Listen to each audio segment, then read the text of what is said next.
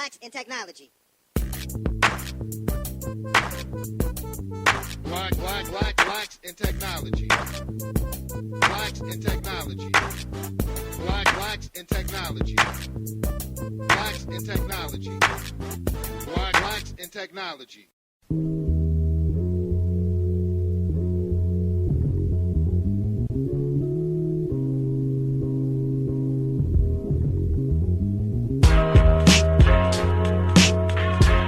Welcome, everyone, to the Blacks in Technology BITTechTalk podcast. I'm your host, Gray Greenlee, the founder of the Blacks in Technology organization. And this is a podcast where we talk to Black women and men who are engineers, innovators, educators, inventors, change makers, and entrepreneurs doing amazing things in the world of technology. This podcast is where they share their stories, experiences, ideas, knowledge, and perspective on tech with the BIT community. If this is your first time listening, you can find us at the following URLs. We're on blacksintechnology.net. We're also on Twitter, and that's BLKINTECHNOLOGY. Facebook, LinkedIn, Instagram, all under Blacks in Technology. Blacks in Technology is a tech-focused community and media organization that is dedicated to increasing the representation and participation of Black women and men in the technology industry. And we're always looking to form new partnerships and opportunities to assist our members with their continued professional growth and development. So if you want to partner with us or you want to sponsor one of these podcasts, send us an email to contact us at blacksintechnology.net. All right. Our guest today is going to be Abadesi Osunsade. She is the founder of Hustle Crew, which is an organization that gives talks, training, and mentorship to make tech more inclusive. She is also the co-host of Techish, the Techish podcast, I should say. And the podcast is about the intersection of tech, pop culture, and life. It's voted one of the top 20 tech podcasts on Apple Podcasts. And she's also the author of Dream Big, Hustle Hard, the Millennial Woman's Guide to Success in Tech. And so I want to welcome Abadesi to the show. Thanks so much for having me. Really happy to be here. Excellent. Same here. I really appreciate you. And you're coming, or I'm sorry, you're based out of London, correct? Yeah, I am. I live in London now, but I'm from DC originally. That's where I was born. Okay, gotcha. Yeah. And, what's funny is like when you first got on the call here, I was like, I can detect a very slight British accent, but it's not like a full British accent. So yeah. I was like, wow, that's... I've been in the UK, I guess, half my life. Yeah, because I'm in my 30s now, and I moved here when I was like 13, 14. I used to sound very, very American. And then I went to boarding school where there weren't really any American people, and everyone made fun of how I spoke. So over time, you just kind of tend to adapt to fit in. Right. Interesting. Okay. All right, well, tell us a little bit about yourself. Tell us, where you're from, a little bit about your education and background. Yes, I'd love to. So as you said, my name's Abadesi Osunsade, and some folks might recognize that as a Yoruba name, Yoruba being a tribe in Nigeria. So my dad's from Nigeria and my mom is from the Philippines. They moved to DC before I was born. So that's how I was born in DC. And I spent the early part of my life just like any typical American kid in the suburbs. So, we lived in the suburbs of DC, Silver Spring, Maryland. My life was very typical until I was 8 years old and my dad was promoted at his job at the International Monetary Fund to be a country director in Africa. So I suddenly found myself age 8 living in Tanzania. I lived there for a few years, going to the American school there. Then I went to Kenya for a few years, Nigeria for a few years, and then finally boarding school in the UK. And I finished my education in the UK and I decided to go to university here. I wanted to follow my dad's footsteps. He was an economist. So I was like, I want to study economics. I got into London School of Economics, graduated there. And then I graduated in the last recession. We're recording this podcast in the current recession, but I graduated in the last one. And, if anyone can remember that kind of period of time, 2009, I just wanted any job. At that point, I was like, I'm not going to be picky. If someone can help me pay my bills and my student loan debt, I will take that job. So I found my very first job working for a financial publishing company, helping run conferences for bankers and CFOs all around the world. And after about 18 months of that, I just thought, well, you know what, maybe I want something more than money. Maybe I also want to be fulfilled, do something exciting. And I was really inspired by the Social Network movie to move into tech. I was just like, this movie's great. Nice. I want to be a billionaire. I want to build exciting products with my friends. And that's how I found my first tech job. So that's like almost 10 years ago now. I got a job at Groupon here in London. The company was growing so fast. This was about a year before IPO. I remember I joined as the 10th member of a new account management / operations team. And over the next 8 months, our department went from 10 to like 55, 60, which was mad. Absolute madness. And yeah, after 3 years at Groupon, I was headhunted into Amazon to be a key account manager on the payments team there. Worked in London, Slough, which is where Amazon's headquarters used to be. Not very glamorous place in the UK, but you know, Amazon is frugal. So they had their HQ there. Even got to spend some time in Seattle, which is really cool. And then I got headhunted to work at Hotel Tonight, which has been acquired by Airbnb. I helped launch the app in Dublin and Edinburgh and Manchester. It was quite a commercial role, like another growth role, partnerships oriented role. And then, 4 years ago, I had quit Hotel Tonight to start my first company, and that's Hustle Crew. And the idea behind Hustle Crew was initially to create a community, just like what you have done with Blacks in Technology, to create a community of other people who, like me, had done the startup game, had worked in the tech game, and realized that it's not a level playing field at all. Right. I had personal experiences of feeling excluded, of not being believed, not getting the same respect or attention as my white male peers. And I just thought, how many other people have experienced this? And unfortunately, there were many. And that's when I thought there's a real business to be made here, because you know, if you think of the timing of that was 2016. So in the previous year, you know, Black Lives Matter had really grown so much in volume in terms of how many people are participating in the conversation online.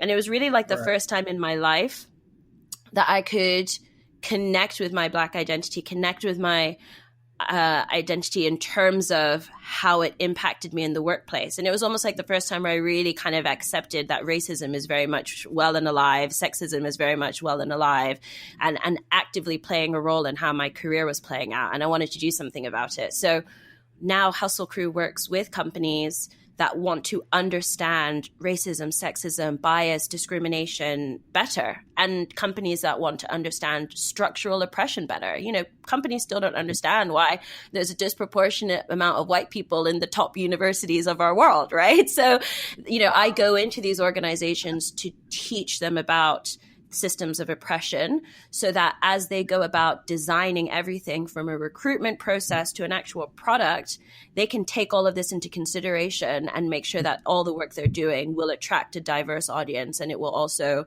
make sense to a diverse audience. So yeah, that's me. Nice.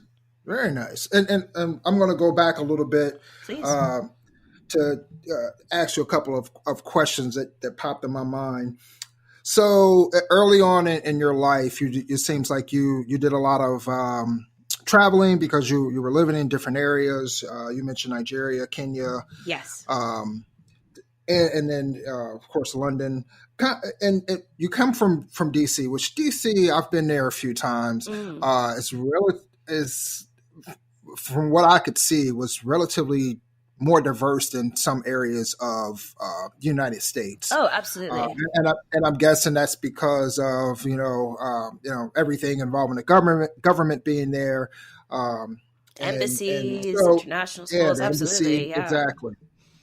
So I wondered, kind of how you traveling and living in these different areas, kind of how that shaped your perspective.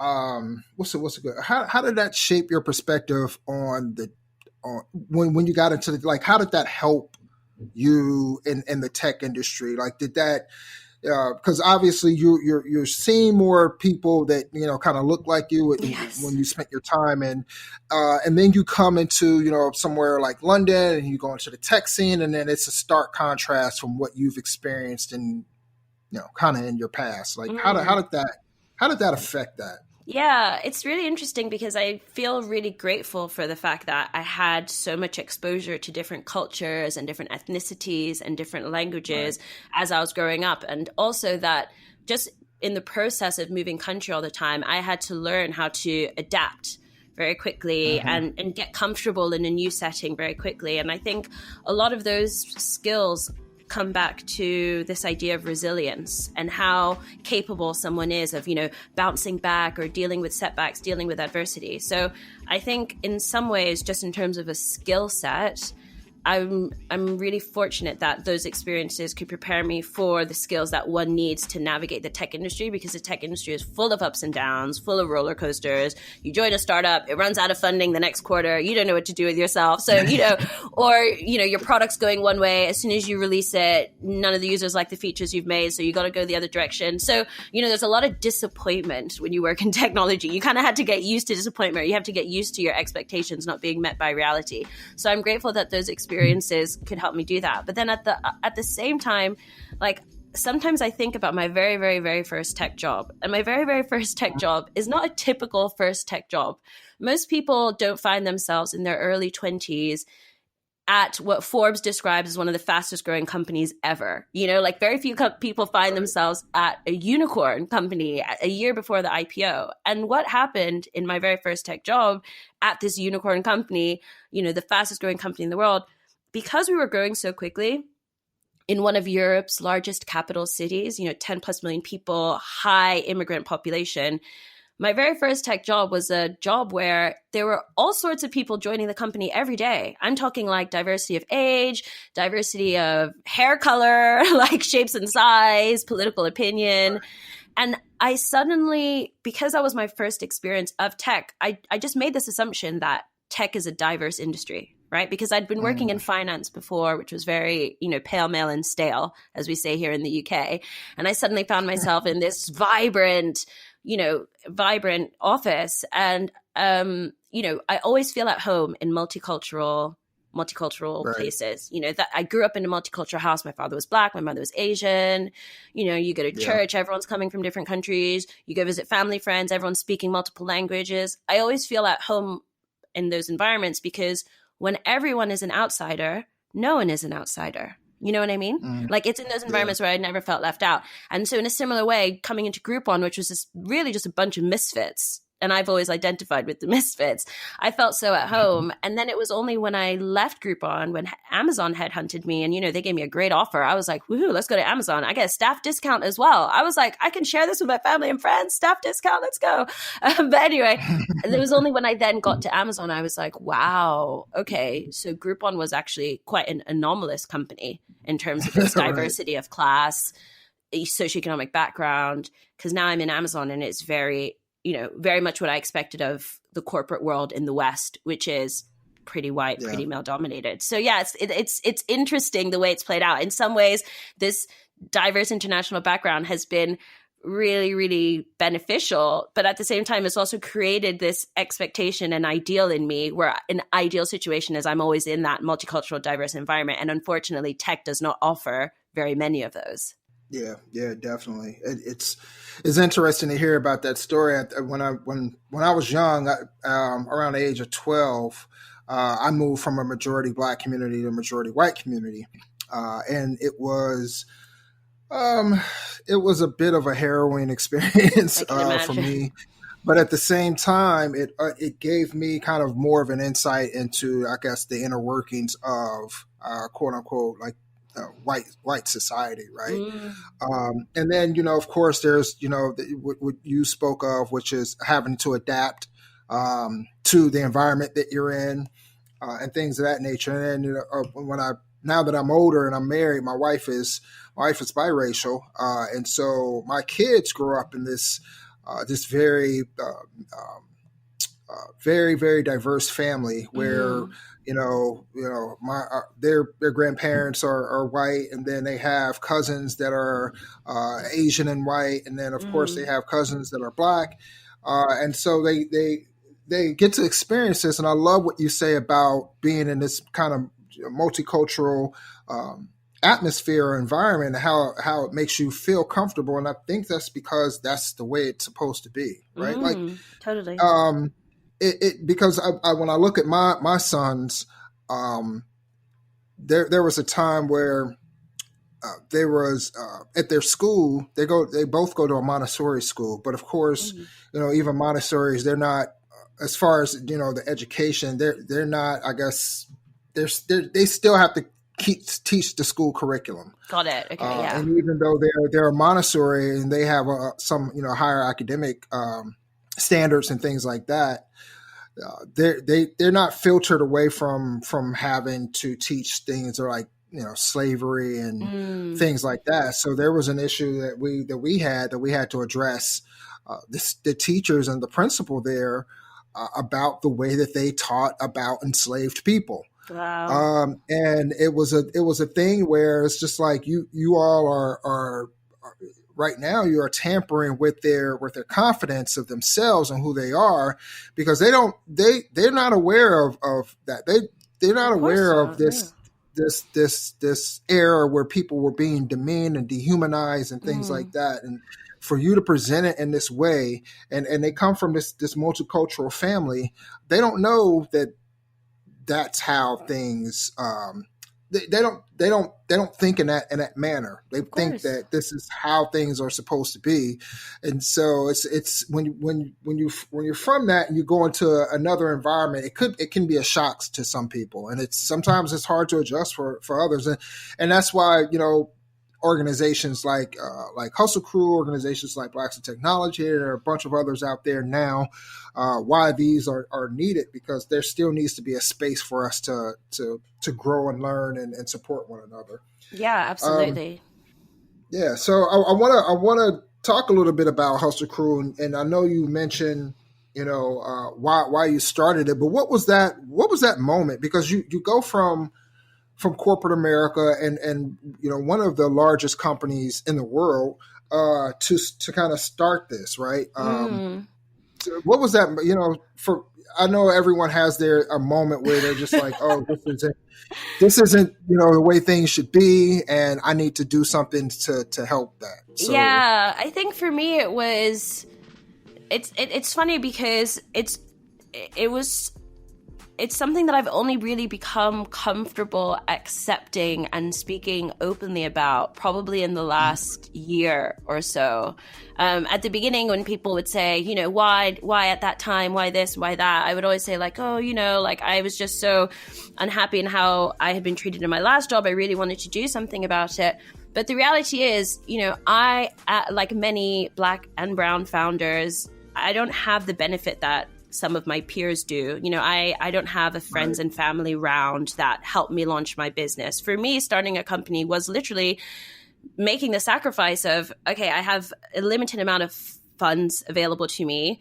I can either keep them in my savings, or I can take a risk on this idea and see if I can make it happen. And, I decided to take a risk. And the reason I had to take that risk was because, having left Hotel Tonight, I was trying to apply for other jobs.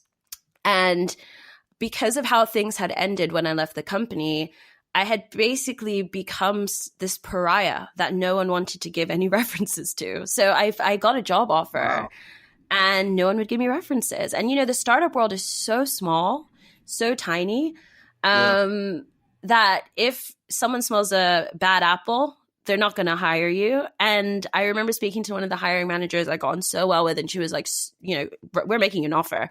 It was in the process of vetting that she said, oh, I'm sorry, we can't make this offer to you. And I had assumed it was because, their attempts to contact people I used to work with hadn't worked out. And I remember WhatsApping some of the women that I used to sit with and be like, hey, would you be willing to give me a reference? Would you be willing to give me a reference? Till today, they've never replied.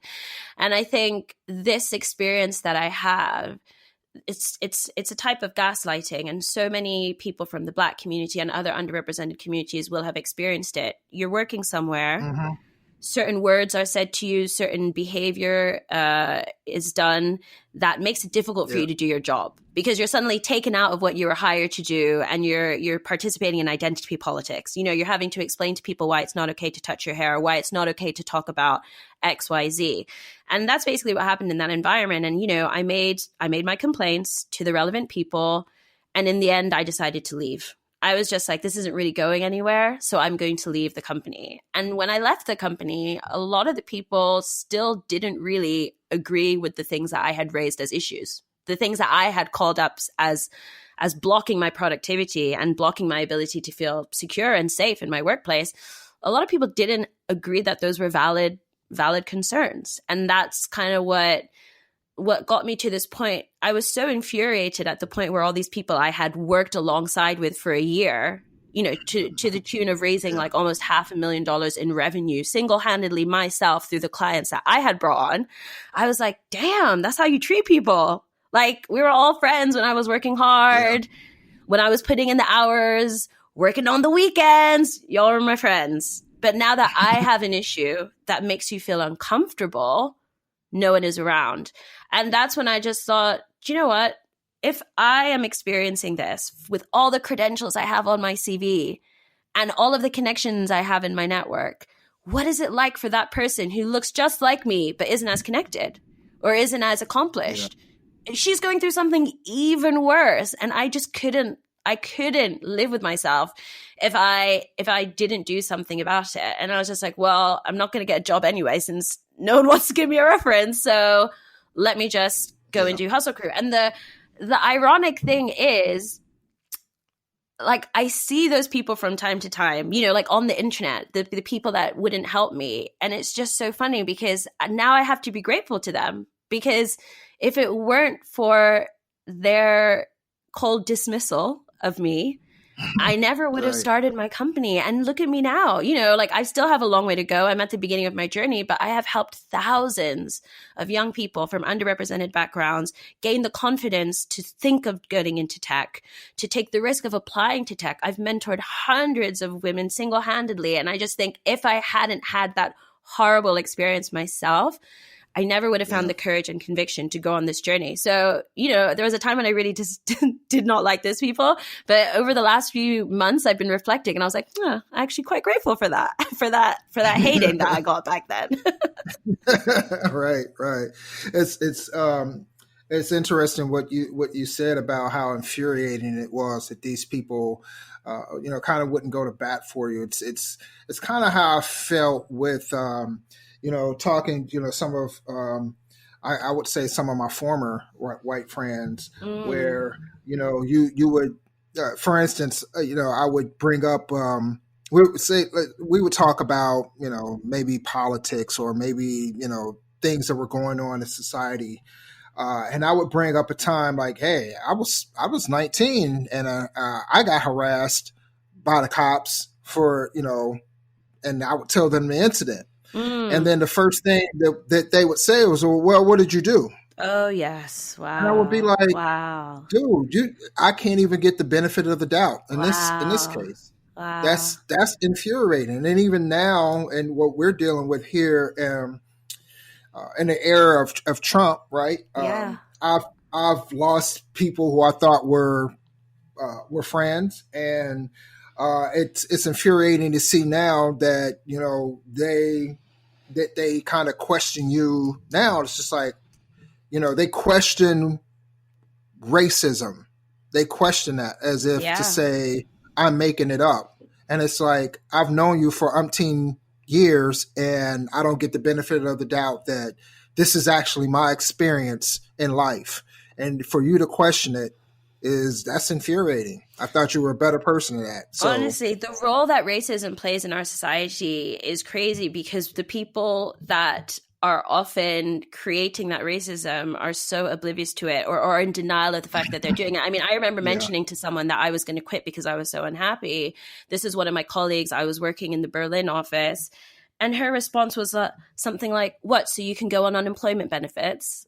And I was just like, whoa. Wow. I was like, where do you even begin to unpack that as a response. Like here I was confiding in how unhappy I was in the London office, all of these incidents of like sexism that I just didn't like, blah, blah, blah, blah. I just can't take it anymore. I'm going to leave. And the first thing out of her mouth, not like, oh my gosh, I'm so sorry to hear this. Oh my gosh, like what can I do to support you? Oh, this sounds horrible, blah, blah, blah.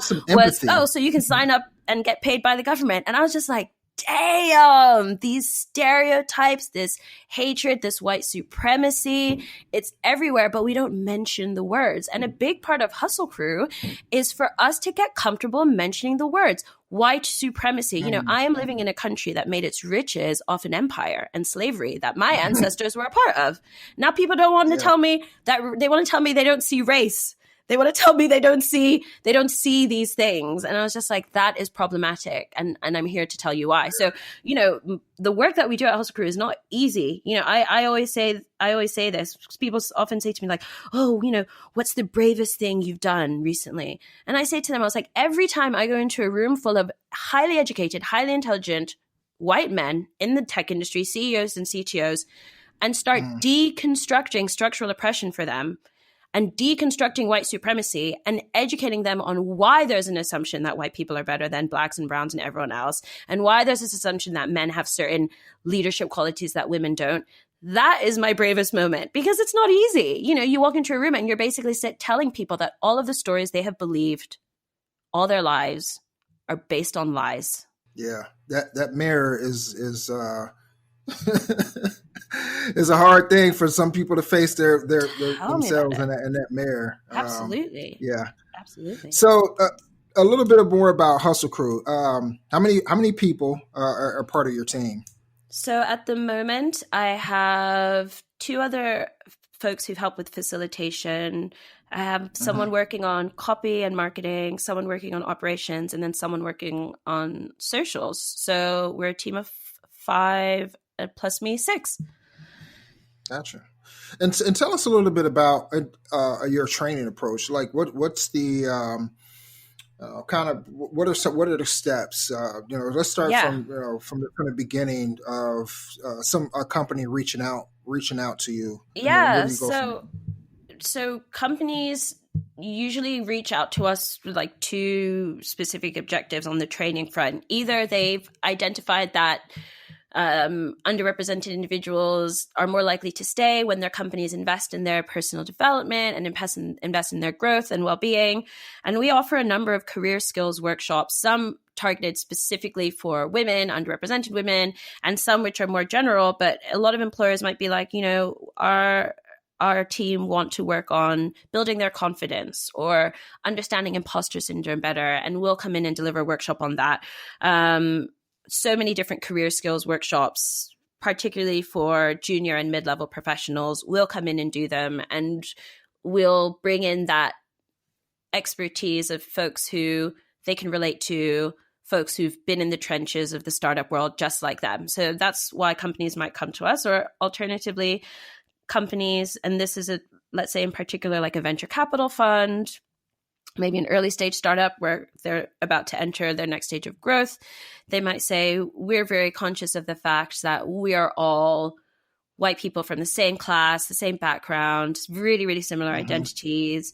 And we don't actually know very much about bias and discrimination and structural oppression, and we want to build an equitable organization. So can you come in and talk to us about that and teach us about that? And then what will often happen off the back of someone who's hired us to come in and do training about inclusion and diversity and belonging is after that workshop, they'll suddenly realize, okay, wow, we're doing a lot of things wrong here, or we're doing a lot of things that don't align with the research on how to be diverse and inclusive. And that's when we might engage with them on a consulting level and actually go in, you know, an hour a week or a day a month or whatever, sit with the product team, sit with the HR team, et cetera, and just check it for those red flags that research has identified will put off Black people from applying for a job or put women off using your product. So yeah, that's the scope of how that works. And what are some of those red flags? So some of those red flags, like I guess one that's really easy to start with is just thinking of like copy and wordings. You know, there's some really fun tools out there like Textio now that can do that for you, where they can scan a job add description and pull out phrases that have been shown to put off underrepresented people from applying. But sometimes it's not just the types of the words you use, it's also the information that you include or don't include. Like if you're leaving off the salary range, all of the research shows that underrepresented people are less likely to apply because we don't have the luxury of not maximizing our income. We're all out here trying to maximize our income because we have dependents. We're trying to create multi-generational wealth. We got previous generations that we still need to pay back. So having salary information is crucial. And also, even sometimes going back to thinking about your company values. Like a lot of people have company values that are modeled on old companies or just really outdated and don't speak to what professionals, especially young professionals, want right now.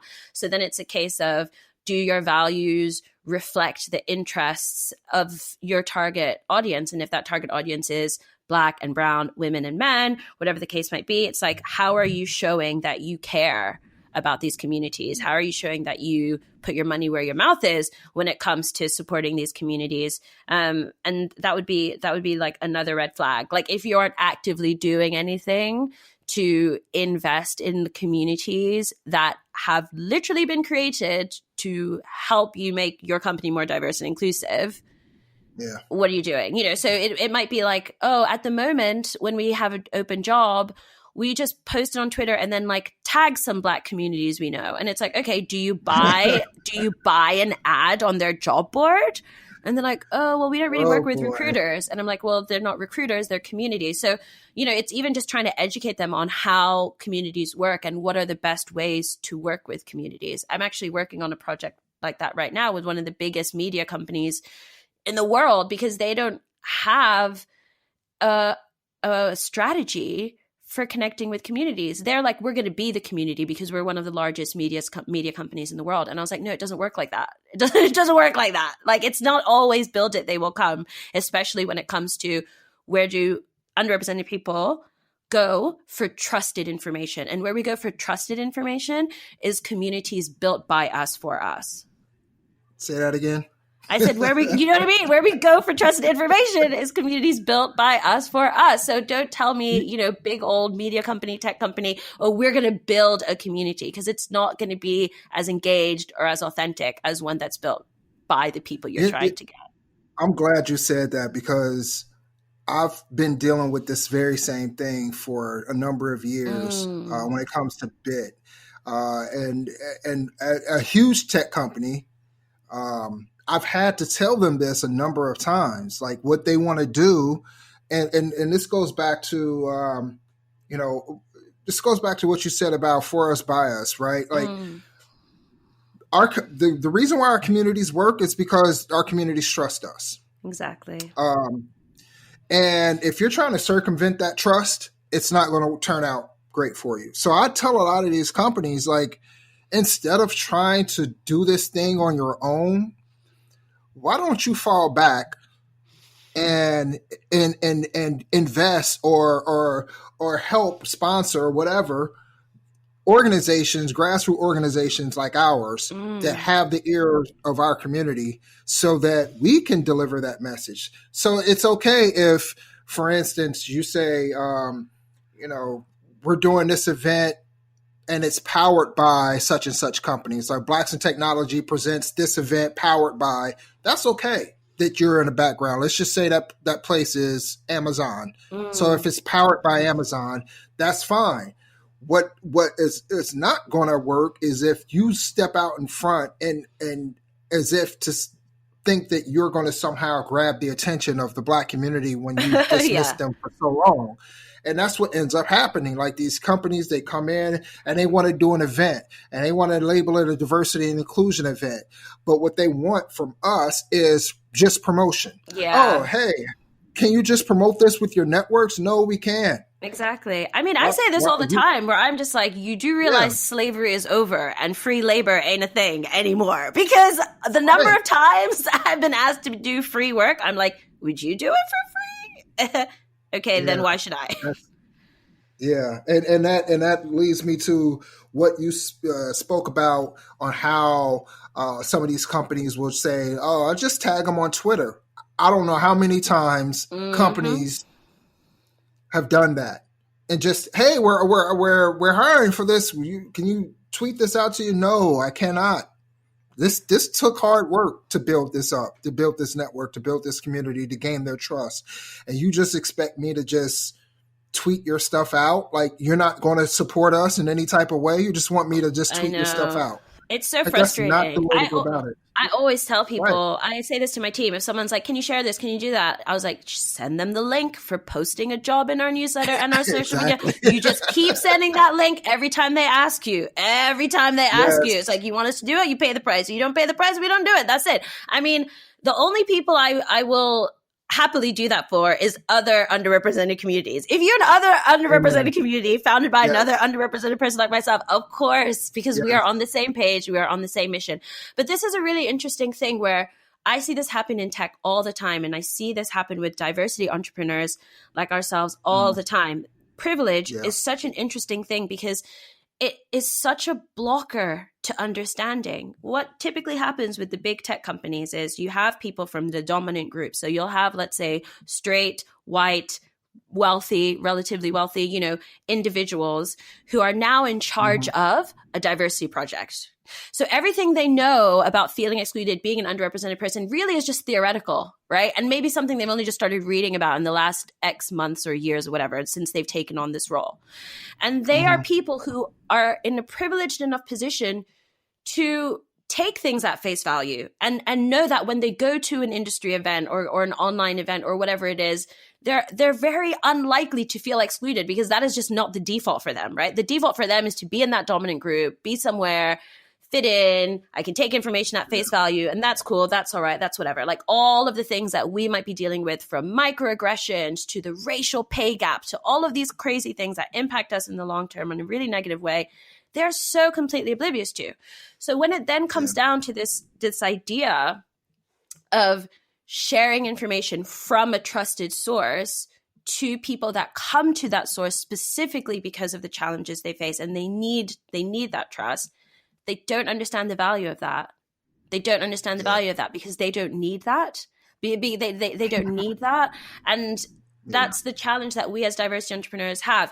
Before we even start our company, we have decades and decades and decades of raw data and experience, right? So by the time we actually launch our product or service and people are like, oh, what user research did you do? Blah, blah, blah. You're like, you're looking at it. Okay. Like, this is my life. And then we have individuals who come from different backgrounds because that is why we do the work we do, right? Like we're in a minority group here. They then come and start interacting with our products and start interacting with our services, and they have not taken the time to understand the problem. They just want to get their solution, get their goal. They've got their target. They're coming at us like it's just another KPI, and it's so much more complex than that. I always say that problem is never going to go away for us. It's never going to go away for us because we're still, unfortunately, we're scraping the surface, really, of getting folks to understand the complexities and challenges of being a Black person at work.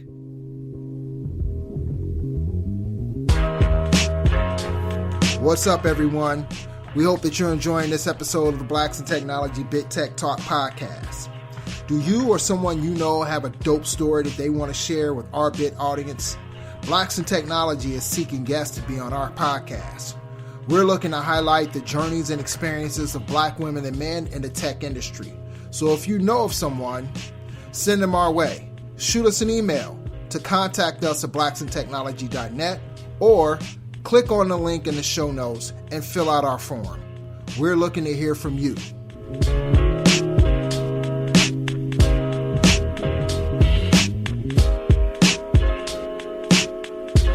I want to touch on something that you mentioned too around employers putting the salary on the job description and how that can deter underrepresented people from even applying. I want to tell a quick story about there's an NBA player, and this might add a little bit of clarity to that whole thing as to why. There's this NBA player. His name is Kyle Korver. He played for at the time the Cleveland Cavaliers. He's a white guy. And he was having a conversation with one of his teammates. I can't remember the teammate's name. But they were just talking, and the black teammate was talking about what his salary is, what he does with his salary. And I think one of the things was around taking care of a bunch of family members. And Cal Corver was just like, what the heck? What do you mean? You take care of your mom and dad? Like, what is that about? And he penned this op-ed that was just brilliant, where he was like, I had no idea that that's what a lot of black players, NBA players do. Wow. They take care of their family because they don't benefit from the privilege and all the other things that I get to benefit from as a white male in this country. I don't have to take care of my parents because my parents are already pretty well off. And I mention that because you mentioned something about salary and, creating generational wealth, but, and a lot of times, and I've talked to people within the BIT community, we end up having to take care of family members and maybe not fully take care of them, but look out for them quite a bit. Absolutely. And so we don't really have that option of going into something blind and not knowing how much you're going to get paid. Like, we need to know. Absolutely. And so if people want to, they want to look at it and say, why do you need to know this? Hey, because these are some of the things and the reality of what we have to deal with as black and brown people in this world. And these are things that you probably don't have to even worry about that we do. Exactly. When a black or brown person is making a career decision, that isn't, most of the time, as you said, a decision that is only affecting them. It's their entire support network, entire community even, that could be reliant on that individual. And yeah, that's something that most hiring managers probably don't understand. Yeah.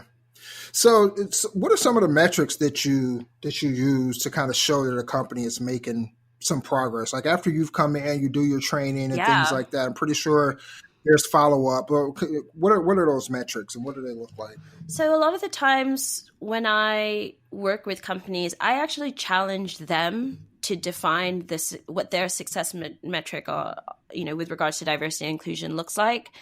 And that's because I just found that diversity and inclusion, ultimately, it's about understanding identities, understanding people with different identities, understanding the different ways structures of society impact our identities and all the different types of obstacles and challenges we will uniquely face as we are trying to, build up our careers and be successful at work. And because identity is so complex and so much of it is just socially constructed and ultimately just kind of like made up by, history and the stories that we hear and the experiences that we've had, all this kind of stuff, it wasn't helpful for me to come into a B2B relationship with an expectation of what their ideal situation should be. Because every time I would meet a stakeholder from a company, whether that's a pre-seed, early stage company, or like a public, big multinational tech company, I just realized that there's so many different levels of comprehension of social justice, identity, all that sort of thing. 2, different levels of even just comprehension of how far they want to go on that front. For some people, it's we just want to do more for the people from underrepresented backgrounds in our organization already. For some people, it was, we want to bring more underrepresented people into our organization. And, even those two challenges, if you actually break them up, constitute so many different pieces, right? Let's say specifically, there are a lot of underrepresented people in our organization, and we want to make sure we're doing everything we can to help them succeed. And it's okay, well, where do we start, right? So what's already being done to help them succeed? Are there any employee resource groups available for them? How transparent are you about how you make decisions as a company and about how you make decisions around promotions and compensation? And then it's what about everyone else in the company that they are interacting with? Do you feel confident that everyone in this organization is on the same level of understanding when it comes to how to be empathetic, how to support people from underrepresented or communities. Like, so it's like so many pieces of the puzzle to say I want to be a diverse and inclusive organization is basically like there's no template for what that looks like. You as an organization have to decide, you know, based on where you are now and like how big you are and all the different things that are going on, what being more diverse and inclusive looks like for you. So the metric that I always say to my employees, to my clients is just for this first wave of work, right? Because I see the journey of diversity and inclusion actually as being a constantly ongoing thing. It's not an absolute. You don't get from 0 to 100. It's going to shift. It's going to change. Identity is becoming more nuanced. We're facing more challenges every day. So I always say to them, think of where you are now.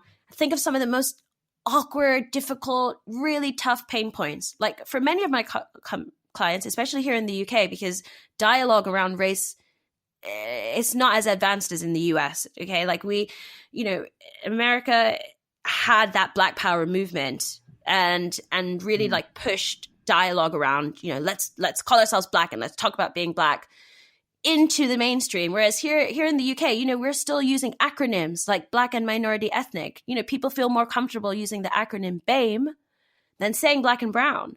So for many of my clients, the challenge that they have right now is that they can't even talk about race or talk about sexism or talk about things like white supremacy and how white supremacy as a system of oppression impacts the education system. And therefore, if they're only recruiting from a certain number of universities, will forever impact their ability to source other identities. So for a lot of them, they haven't even like, you know, understood that piece of the puzzle yet. So success for them might look like right now, we can't even bring up race when we talk about recruitment because it makes everyone feel really awkward. They're worried they're going to say the wrong thing. So we just want to get to a point in this first phase of diversity and inclusion work where we can get comfortable talking about these important issues. And then maybe the second phase of that work will be like, okay, now we're ready to start measuring stuff. So let's think about designing a survey, getting a baseline, seeing how comfortable people are, you know, feeling included, talking about inclusion, talking about their identities. And then maybe the next phase will be, okay, now success and diversity and inclusion looks like everyone in the company being trained on bias and discrimination. So at least we can be on the same page when we start saying things like, how can we be more inclusive in an intersectional way or whatever that might look like? You know, they want to make sure everyone in the company has a firm understanding of what it means to be racist, and that, yes, discriminating against someone because you don't agree with their culture or they're this or they're that, yes, that is racist. So know that, you know? So yeah, I don't have set metrics. It's more just an exercise in me working with them to understand what success looks like and also making them aware of the fact that that's not the finishing line. It's more just the milestone. Like, let's set a milestone for the next 6 or 12 months, and then we set another milestone on after that. No, I think that's an excellent approach. Especially how you mentioned, you know, people. That kind of shocked me to hear that people are not even comfortable with even talking about, and maybe that's just a cultural difference between the United States and the UK. Is that you're right in that there's a much more. And we still have a long ways to go, but there has been those movements, and there's movements now that exist, and it gives you a little bit more confidence in yourself as a Black person to talk about these things in a certain manner, because I think white people here are at least a little bit more cognizant that these movements are around and that they exist. And so it makes the discussion probably a little bit more easier to kind of approach. So I was shocked to hear that like, like those types of things are kind of a starting point for when you enter into a company. So very interesting. Absolutely. And, there have been a lot of civil rights movements here in the UK. But what I'm trying to say is specifically in terms of like general conversation and general discourse, specifically in the workplace, in the corporate workplace, like we are still not there. And I think one of the reasons behind that is if you look at the startup landscape in the UK, so specifically in London, just because of the things that we've kind of already touched on and we already explained, entrepreneurship is a very, very risky endeavor, tech entrepreneurship in particular, and it is easier to get into this game if you have capital available to you easily. And that means that a lot of people who have capital available to them easily come from very privileged groups. So that is specifically upper middle class people that probably went to private school and then probably went to one of the most prestigious universities and then probably got into tech. So what you have for the most part in tech is a really, really privileged group of people that haven't really, by virtue of their privilege, spent time with people who are not like them. So now they're like in their 20s or their 30s. And like, I mean, you could challenge them to count how many people they know from a different class or a different race. This is actually one of the activities that I do. And, a lot of the time, it's not many. It's really not many. There's a really great exercise, and it's called the Trusted 10. And, anyone who's listening, maybe do this for yourself. It could be quite fun. So you write down the name of the 10 people in your life right now that you trust the most. So these might be the first person you text when something happens. Maybe they're the people that, you got your WhatsApp group set with them, whatever, family, friends, partners, etc. The 10 you trust the most. After you write them down, write down how old they are, what level of education they went up to, whether or not they're disabled, write down their ethnicity, write down their sexual orientation, and start to see a pattern. For most people, everyone on that list is going to be the same race and probably maybe the same level of education, the same class, the same background, etc. And it's only probably folks who maybe grew up in a multicultural home or like had a really multicultural life that list is a bit more diverse. But yeah, I do that exercise a lot, and a lot of the times it's the same results. Yeah, it's funny that you mention that. I it's not the exact same same exercise, but I do that on Facebook. Like I look at people's friends list and just look at, like, wow, like you have no black friends or one, or where, you look at a lot of the black people that, and they have, a lot more white friends than, the white people who like only have a few black friends. It's just like, you can see right then and there how kind of confined or sheltered or, in the bubble that a lot of people are in, just based off of who they're friends with on Facebook. It's crazy. So I want to, I was checking out the Hustle Crew site, and I ran across a brief description of the imposter syndrome workshop. Yes. I wanted to ask you a few questions about that. Mainly around imposter syndrome and your take on it, because, I've been in tech for almost, 17, 18 years, and there's still times where I feel it. And, it always takes my wife to be like, hey, you're great. Yeah. Like, quit worried about it. So I wanted to, even after, a person has achieved a certain level of success, like why do people still kind of experience imposter syndrome? So, I have my own take on this, which I'm going to share since you're asking. So, the research shows that imposter syndrome, by definition is this inability to internalize our achievements. That's what leads to the source of being a fraud. And actually, it's like the most ambitious people that tend to report imposter syndrome. And I can totally see why that's the case, because if you're someone that's always pushing yourself forward and always trying to make progress and make change and make things happen, you're never really satisfied, right? Because every time you reach that goal, you think of a new goal you want to hit, right? So I certainly see how like entrepreneurs in particular, and people from underrepresented backgrounds, because of the additional challenges we have to face, we're always going to be susceptible to imposter syndrome. And exactly how you're saying, your wife often has to be the person to remind you that actually you're an incredibly accomplished person working on really great things. That's the same role that my husband has to play, in my life. And, even though people will message me like, I read your book, it changed my life, it's amazing, I still have to pinch myself because it doesn't feel real. And I think, I genuinely think, I haven't done research on this, but I genuinely think that underrepresented professionals are going to face a disproportionate amount of imposter syndrome, because the few times we have internalized our achievements and communicated about them, they haven't always been met with positivity. Now, I don't know about you, but, I shared one of my career stories earlier where I wasn't believed. I was saying things that I didn't agree with, I didn't like, and people didn't believe me. They didn't believe my interpretation of events. They didn't agree with what I said. And so the fact is, there have been times where I did not have imposter syndrome. I actually was very proud of what I had achieved. I had internalized that, and I had presented those facts on the table for my peers or my boss at the time to see, and they were ignored or they were dismissed. And I'm sure, you can see this too in a similar way. Again, people from the Black community, brown community, we see this all the time where someone from the white community that is not as talented, not as capable, is getting either the accolades or the attention, the recognition that someone from our community should rightfully be getting too, but is not. Yeah. So I feel that while white supremacy exists in our minds and society and stuff like that, we're always going to struggle with imposter syndrome. And I have switched to this mindset of my imposter syndrome is never going away, but how do I keep it in check?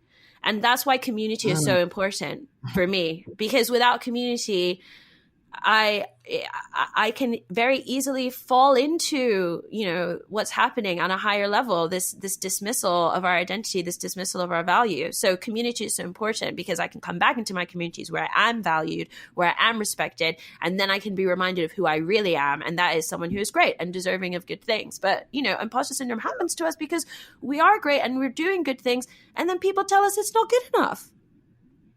Yeah. It's I've experienced what you just mentioned on a number of different levels in my career. When I first started out in tech, I worked at this company as a computer retail store called Micro Center, and it's just a place where you go and you all things tech there. Like if you want to build your a PC or something like that, then they have parts. If you want a specific software, want to buy a Mac, want to buy a full computer, like all that is at this retail store. And I worked in this department called accessories. And one of the things that used to happen to me quite a bit would be I would have someone who was white would approach me about something. And I would tell them the answer about it, like, hey, I'm trying to do this with this part, and I'd say, hey, you need this adapter, right?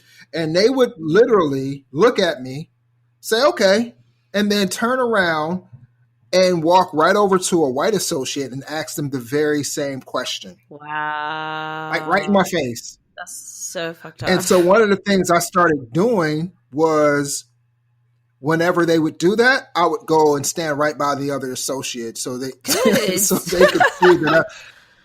see that I knew that they were doing that, and I would hear the same response from that associate. The other thing that would happen to me would be at a company that I worked for, would be one of our sales associate would ask me about a specific solution, tech solution, and I would give them an answer to their question, and they would turn right around to our CTO who would sit right next to me and ask them the very same question. Wow. But I would check them at that point. I was like, hey, I just answered you. I just told you what it was. Why would you turn around and ask him the same thing?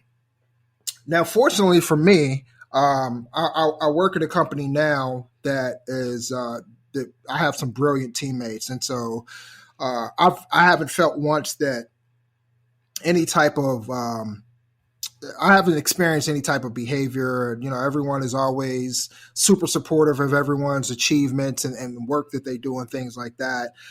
So I've been fortunate in the current position that I'm in, but I've experienced that on a number of levels throughout my career. It's kind of daunting, but I learned how to deal with it. Yes. To some extent. Yeah, exactly. But, at the same time, we are social creatures, and, our brains have evolved somewhat, recently. But at the same time, there are still the brains that we've kind of had for hundreds of thousands, maybe even millions of years.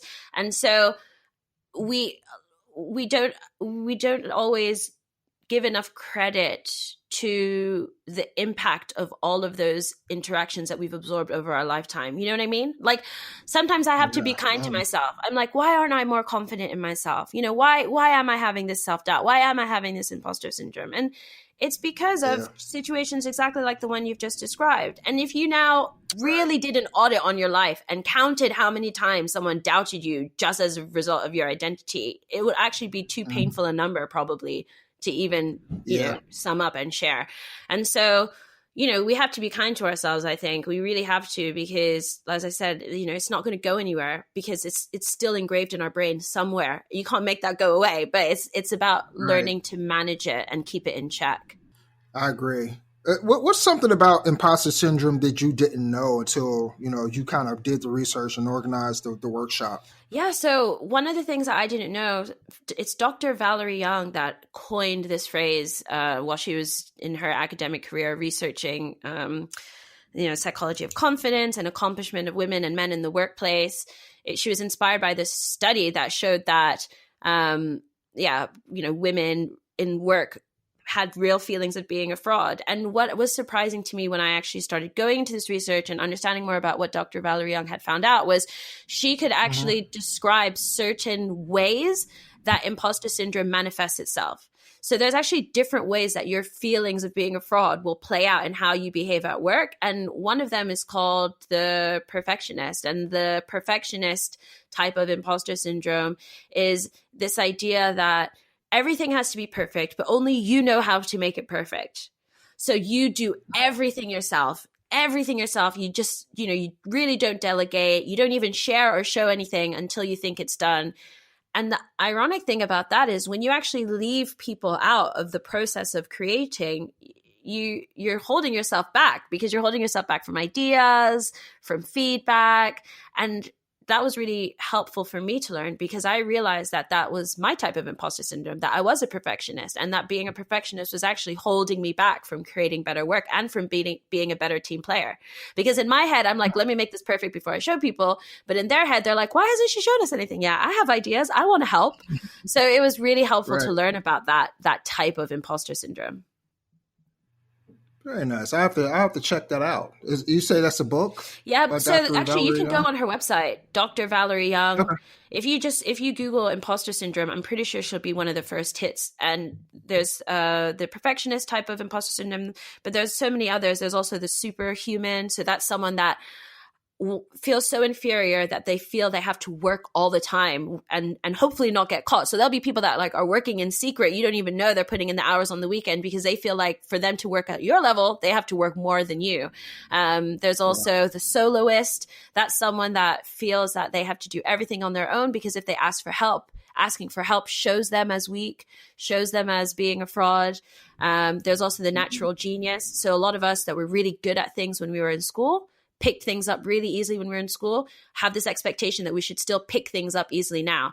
But anyone knows you're not going to pick up React.js easily, are you? You're not going to like pick up like pitching a deal really easily. Like so many things in a complex environment take time and take practice. So people that don't pick things up easily and then start to doubt themselves very heavily are more of that natural genius type of imposter syndrome. But yeah, it's worth anyone doing that research because once you can name those psychological barriers, you suddenly get power over them, right? So that's been really helpful for me. Yeah, I definitely have to check that out. I'll put the link to whatever I found out in the show notes. Thank you. So let's switch gears and start talking about the Techish podcast. Tell us what the Techish podcast is and why you decided to do it. Yeah, so Techish is a show that drops every week. Myself and Michael, so similar to us, diversity entrepreneur, community builder. He runs People of Color in Tech.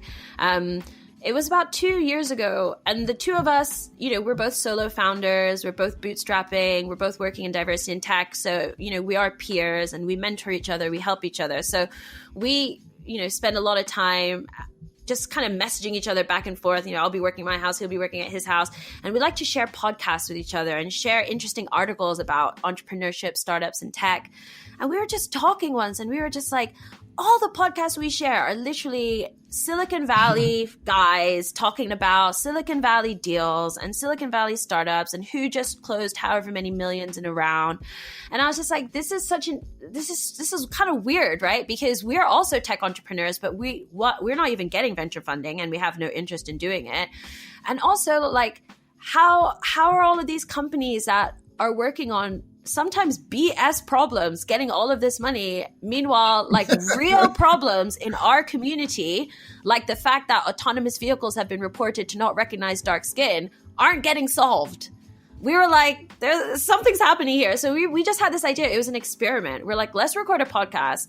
We're going to cover the latest tech news, but we're going to do it from our lens, right? And, we just happen to be two Black millennials. So, who also are tech founders, but who are bootstrapping. So what happens when we review the news? What stories matter to us and what do we care about? And we released that first episode. I laugh when I listen to it now. It's like an hour and 15 minutes long. We just kind of were freestyling. And we shared it online, and we just wanted to see if people liked it, if people were interested, and the response was incredible. Like, so many people, especially Black folks in tech and brown folks in tech, and Black and brown women, men in tech, just connected with it. They loved the conversation, and also people who aren't in tech but interested in tech loved how uncomplicated it was. They were just like, you guys, it's like I'm sitting with my friends in a coffee shop. I really get what you're saying. And now tech isn't as scary to me or as unapproachable to me. And, fast forward 2 years later, we have built this global community. You can use hashtag Techish on Twitter and see folks who are listening from South Africa to Kenya to Nigeria. It's really connected with Black techies everywhere. But not just Black techies. We did our first live event in London, 100 tickets, sold out show.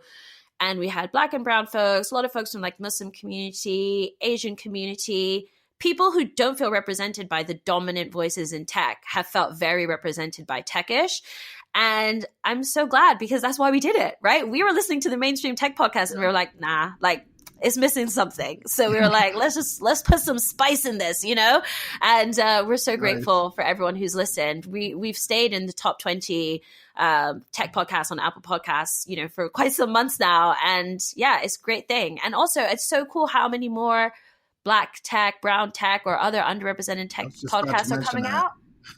Because I think it just shows that, we are increasing our representation in this industry, thankfully, standing on the shoulders of giants like yourself. And I hope that if this continues to grow and keeps continuing to expand, our mission of increasing representation in tech can just happen a lot quicker. That's what I hope. Yeah, I mean, I agree, and I feel the same way. And I was just about to mention that it's so funny when I started doing our podcast some years ago, there were probably only a handful of that I knew of at the time, and like you mentioned, I mean, it was one of the reasons why I wanted to do it, because our representation, not just in tech, but just in the media representation of black women and men in tech was pretty much non-existent, right? If you opened up any tech any tech magazine or publication or look online or anything like that, you didn't see us there. And I'm not the type to I'm not going to go bang on so and so's door, for instance. Yes. To say, hey, you need to have us. I'm like, hey, the internet is the biggest media outlet there is. We can do this on our own. So if I can start something like this, and you can start something like this, and others can start something like this, we take that into our own hands, right? And we take our destiny into our own hands, and that way we can dictate how we're being represented, and the type of things and what we want to represent, and not leave that up to anyone else to do for us. So absolutely. that was my approach to my mindset, I should say, and to wanting to start a podcast. I thought the visibility, even though this is a podcast you're listening, but I thought that was an important aspect of diversity and inclusion and increasing our representation in tech. So I applaud you. I applaud everyone else out there who has started podcasts and are now adding to, this huge list of Black founded podcasts. Like it's a huge thing, and I'm glad that it's happened. Yes, agreed, totally. Let's have more. Yeah, definitely. And I think it's important for us to have more because, going back to something that we've covered a lot, when we think about diversity, inclusion, belonging, identity, social justice, all of these things, like there's a lot of information to unpack, and it's really complex, and it's important for people to connect with voices that they are receptive to. And because we're all unique individuals, what I am most receptive to isn't necessarily what you will be most receptive to or what my husband will be most receptive to. We're all different. And that's why it's actually so important for me that within the diversity and inclusion space, there are as many voices as possible participating in it. Because the more voices that are participating, the more opportunities for individuals to connect with a voice that they are receptive to. Do you see what I'm saying? So, we need as many of us out here doing it in our own different unique ways, because the more we're exposed to all of these unique approaches and unique attempts, the more information and education is out there to help us share this information, and move the agenda forward. Yeah, definitely.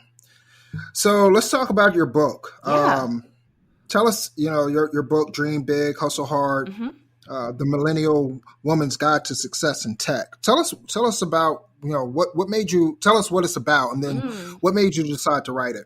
It's funny because you literally just said when you started this podcast many years ago, there were so few Black podcasts, and I can imagine hardly any Black tech podcasts probably.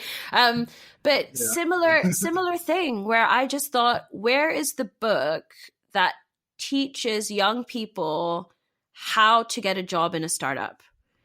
And in particular, how to get this job if you don't have the connections and the network and the access that most people that get into startups do. Most people that get into startups went to one of the universities where startup founders have already gone, or someone in their parents' network or whoever's network is already in tech, and they just get a leg up, like, oh, here you go. So I just kind of thought it's kind of messed up to me that this industry that is, growing off the back of us, our communities, our people, and we're relying on it, we're not participating in it. I was just like, we need more of us participating in it. This is crazy.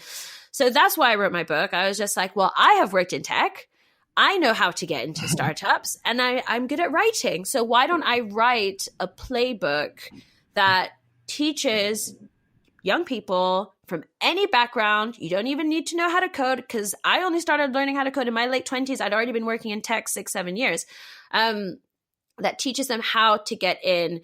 And I wanted to write a book particularly from a women's perspective for women, because I do think we navigate the job market slightly differently. There's just different expectations of women as a result of living in patriarchy.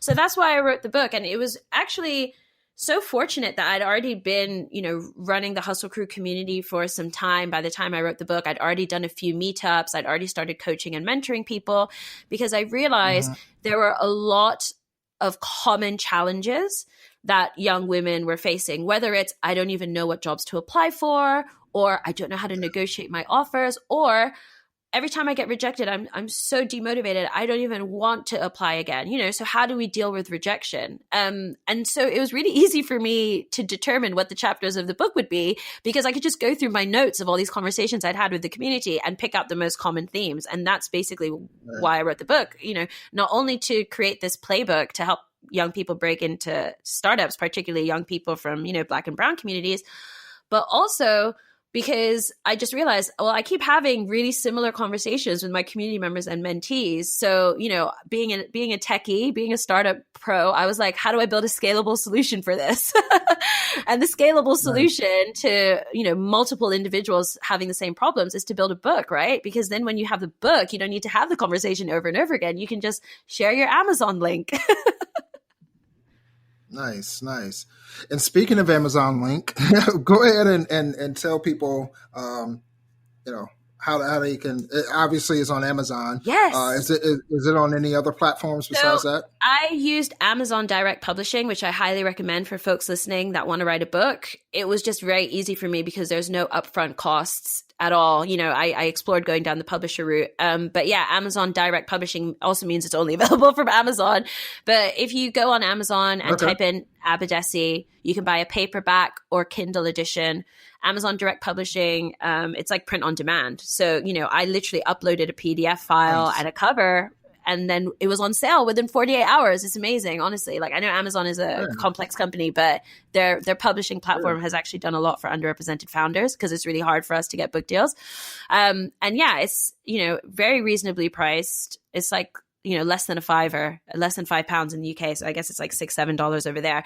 But each chapter solves a specific problem. So this is perfect for anyone in your life who's maybe still in high school or still in university, or still in their early 20s. So kind of like at the beginnings of their career, because the first few chapters are all focused on how to use our self-awareness to understand what skills we're good at and what we'll enjoy at work, and then apply that to the actual job descriptions we see out in the world. There's a whole chapter on how to adapt and tailor your resume to suit different jobs so it stands out to employers. There's a chapter on how to prepare for interviews, how to negotiate, how to find a mentor. There's a chapter on coffee date etiquette, because one of the most challenging things about working in startups is you're being interviewed even when you don't think you're being interviewed. Founder asks you out for coffee, and before you know it, it's an interview. So yeah, there's chapters on that. There's also chapters about how to carve out your own path. I reflected a lot on how I grew up in a really strict, really religious household. My parents were very dictatorial in terms of what I should do with my life. So, I had to go through my own struggle on a personal level to find the confidence to push back on my family and say, actually, you know what, I'm not going to be a doctor or a lawyer. I want to work in tech. So hopefully people will be able to empathize with that as well, and gain some useful advice from what worked with me. My parents haven't forsaken me. They're okay with me working in tech now. But yeah, each chapter is anecdotes as well as activities and frameworks, so you can reinforce what you've learned and put it into practice. Very nice. And to our BIT audience, go out there and definitely get you a copy. I know I will be. Thank you. Even though I'm not a millennial and I'm not a woman, I'm still going to get a copy. Yay! A few copies. I can hand them out, if anything else. So excellent. So, tell us what's next for you. So I love this question, because sometimes what's next is doing more of what I'm doing right now. And I think that's definitely how I'm feeling right now with regards to that question. I think I want to keep growing the Hustle Crew community. I create a lot of content aimed at young professionals to just support them, making sure they're entering the industry at the maximum salary they can negotiate, with the best support network to make sure they stay in the industry and keep leveling up. So I want to keep creating more content for Hustle Crew. I want to keep growing the community. I want to keep working with more clients that want to understand bias and discrimination better, and, build cultures of belonging in their companies. It's a difficult time, 2020. Budgets are being cut everywhere. And unfortunately, the work that we do is often the least prioritized in organizations. But I'm trying to stay positive.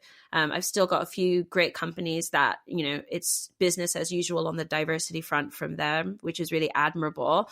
And then, keep working on Techish, keep growing the Techish community, keep challenging the narratives in tech, because that's a big part of what we're trying to do in Techish. We're trying to cut through the hype. The tech media, for the most part, want to bring your attention to the people that have raised the most amount of money, or what big tech is doing again. And, sometimes that's distracting us from a far more urgent and important conversation around where should money in tech be going? And what should big tech be doing to support us as individuals in our communities? So yeah, I just want to use the platform I have to draw attention to the matters that I feel deserve it and deserve more attention. And I hope I can continue building the platform I've made, keep growing my following and bring more attention to the work that I do. Excellent. And was it you who responded on Twitter with the names of a bunch of other individuals, or was that someone else? I know there was. I just want to say thank you to whoever. Oh, okay. I think it was me, but so there was an individual. I think that it was after we dropped our last podcast, and someone who had mentioned your name, and I think like 4 or 5 other individuals, and I want to say they're all out of the UK. Oh, cool. they were like, "Hey, these are some of the people that you need to have on your show." And I was just like, "Oh, okay." And so I started reaching out to each person on Twitter. It was DM, and some of the people, for some reason, their DMs were blocked, or maybe it was because they didn't follow Bit. I don't know. Yeah, so some people turn off DMs on Twitter because you get a lot of random stuff in DMs. As someone that still has DMs open, I understand why some people close them. Okay, gotcha. Yeah, but I definitely reached out to some people, which is how I was able to get you on the podcast. So I want to say thank you to whoever that was. Amazing, and definitely want to say thank you to you, Abadesi, for joining us on the show. And before we leave, tell people how they can get in contact with you, how they can follow you, and all the URLs, all that stuff. Oh yes, thank you. So yeah, Greg, thank you for all the great work you've done building this community, creating this podcast, bringing me on the show. I'm really grateful. And folks who are listening, if you found what I said interesting, I'd love to connect with you. I'm on LinkedIn, Abadesi. I'm on Twitter and Instagram and Medium. I'm basically Abadesi on all of those URLs because my dad made up my name and I'm the only one. So I can always get my first name on most platforms. And please do check out Hustle Crew as well. We are a community for underrepresented folks in tech, and we share a lot of content around navigating a workplace that isn't level and fair, and also best practices for building cultures of belonging in the workplace. So if that sounds like stuff you want to know more about, check out Hustle Crew Live on Twitter, Instagram, or go on hustlecrew.co and sign up to our newsletter there. And I want to add to that, subscribe to the Techish podcast. Yes! And go buy your copy of Dream Big, Hustle Hard. I definitely want to say thank you again. This was a great conversation. I think the Bit audience would definitely love it.